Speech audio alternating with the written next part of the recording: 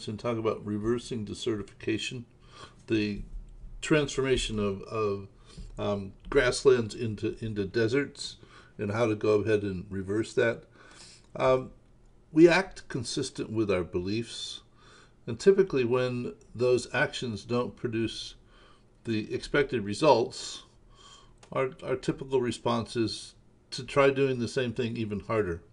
Now, while that may seem a little ludicrous, spend a few moments and ask yourself if you've ever actually done that. Specifically with regard to desertification, acting based upon a belief that grazing livestock was the cause of desertification, and minimizing or decreasing the amount of grazing livestock should decrease the desertification, which would then diminish the loss of water and carbon, and therefore diminish the concern about the environment. And you should have a balancing loop that in fact helps reverse or diminish the desertification. Though, as it turns out, that was actually a flawed mental model, so that reducing grazing livestock didn't reduce the desertification, which didn't reduce the loss of water and carbon, and simply ended up reinforcing the concern for the environment. So believing that they simply hadn't reduced enough grazing livestock, they reduced the grazing livestock even more, which didn't produce the expected result. So they end up with a balancing loop that's on its way to zero.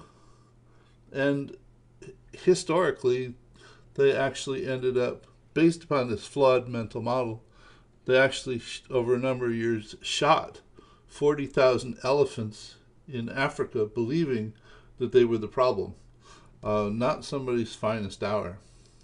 As it turns out, actually doing herd grazing of livestock is what diminishes, and migrating them the way that nature did in herds does diminish the desertification, which reduces the loss of water and carbon, which produces a perception of success, which then promotes more herd grazing of livestock, and you end up with a virtuous reinforcing cycle that actually diminishes or reverses the desertification.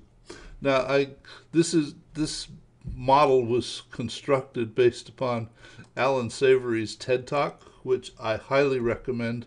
Some of the examples of what they're accomplishing at different places in the world, now that they've figured out that they were operating based on a flawed mental model and they got it figured out, is actually quite amazing. So I've actually included a link to that TED Talk here for your convenience. Now, this model, this perspective, is an element of the Perspectives Project, which I invite you to join us by sending your Kumu username to me at systemswiki@gmail.com.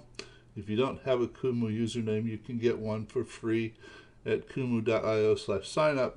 And if you haven't seen the introductory video for this project, you can find that at systemswiki.org.